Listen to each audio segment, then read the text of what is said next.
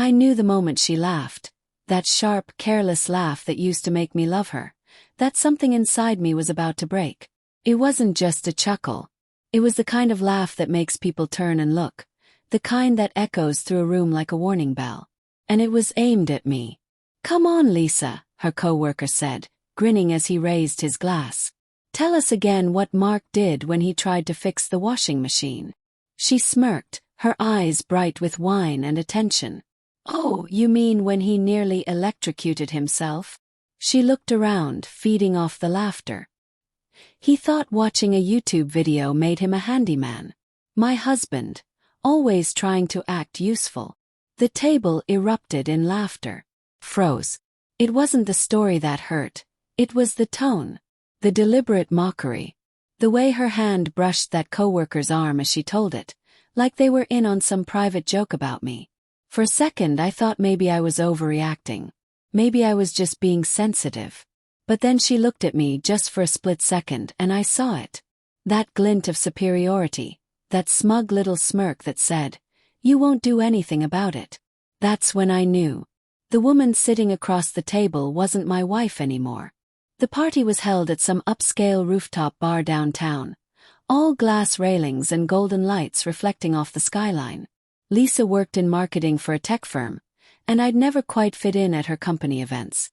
Too formal, too polished, too fake. I'm a construction supervisor. My hands are calloused, my clothes smell like sawdust, and I don't have the kind of smooth words her colleagues toss around so easily.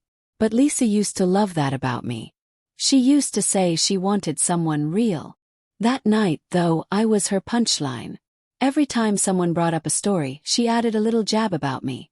How I didn't understand her job, how I still used a flip phone, not true, how I didn't get why people cared about aesthetics.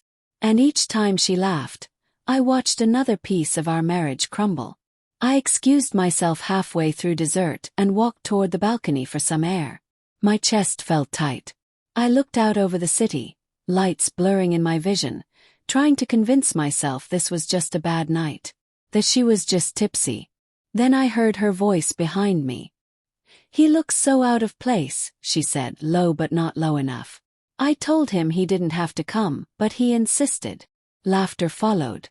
Someone added, "He's not exactly the corporate type, huh?" "No," she said almost fondly. But it wasn't kindness, it was pity. "He tries, though. Bless him." Something inside me snapped. When she finally came outside, her glass in hand, she smiled like nothing had happened. "There you are," she said lightly. "Why'd you sneak off?" "Needed some air," I said, my voice tight. She came closer, leaning on the railing beside me. The scent of her perfume, sweet, citrusy, made my stomach twist. I used to love that smell. "Don't look so grumpy," she teased. "You know how these parties are. Everyone jokes around." "Is that what that was?" "Joking?" I asked quietly. She blinked. "What are you talking about?" "Mocking me. Laughing about me in front of your friends. Making me look like a fool." Her face hardened instantly. "Oh, come on, Mark. Don't be dramatic. It was harmless." "Harmless," I said, finally turning to face her. "You humiliated me. In front of your boss. In front of people who barely know me." "You're overreacting," she said sharply. "I was just having fun." "God, you take everything so seriously." I stared at her. "Fun? You think it's fun to tear down the person who's been there for you for 10 years? Her lips pressed into a thin line. She looked away. "Maybe if you didn't make it so easy." That one sentence. That one careless line. It was like she'd slapped me. The drive home was silent. She scrolled through her phone while I stared at the road, knuckles white on the steering wheel. When we got home, she went straight upstairs without a word.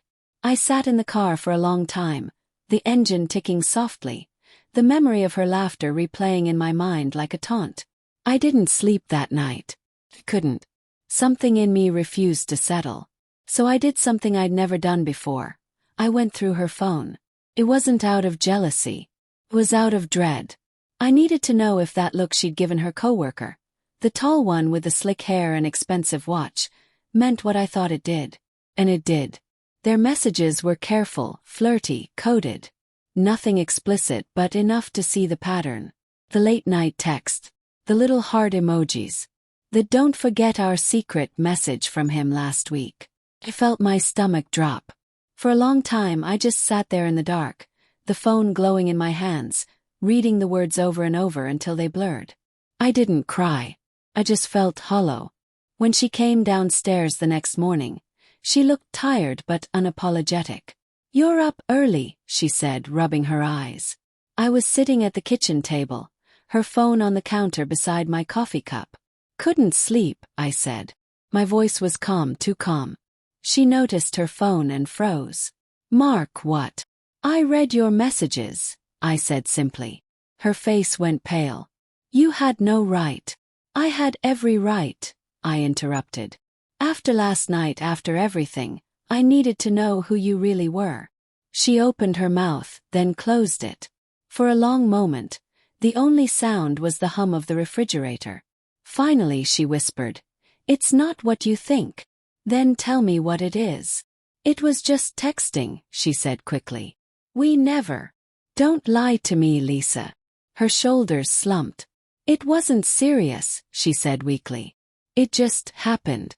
I was lonely. You're always so busy, so distant." I laughed bitterly. "Lonely? You mocked me in front of your entire company. You made me a joke. Don't talk to me about loneliness." Her eyes filled with tears, but I couldn't feel sympathy anymore. Not after everything I'd read. "I think you should go," I said quietly. She stared at me.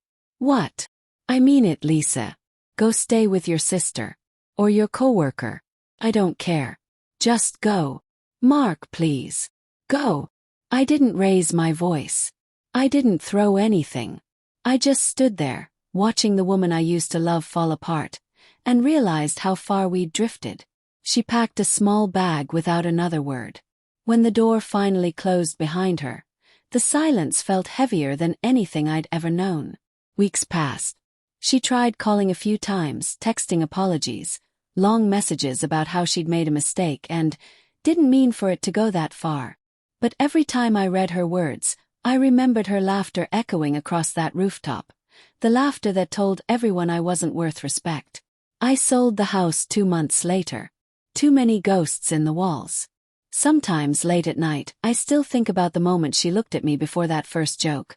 How familiar it felt, how I didn't yet know it would be the last time I'd see her without resentment in her eyes. And sometimes I wonder if she laughs about me now, when she's with someone else. Maybe she tells the story of the husband who walked away, who couldn't handle a joke. But the truth is, I could handle a joke. What I couldn't handle was realizing that the woman I built my life around thought so little of me, that somewhere along the way, I became nothing more than a story she told to make others laugh. The night I walked away from that rooftop, I didn't just leave the party. I left behind every version of us that used to be real. The late-night talks, the quiet breakfast, the plans for kids we never had. I walked away from the man who kept forgiving, who kept believing love could fix everything. And as I stepped into the cold night air, her laughter still ringing faintly behind me, I realized something brutal and freeing all at once. Sometimes love doesn't die with a fight or a scream. Sometimes it dies with a laugh.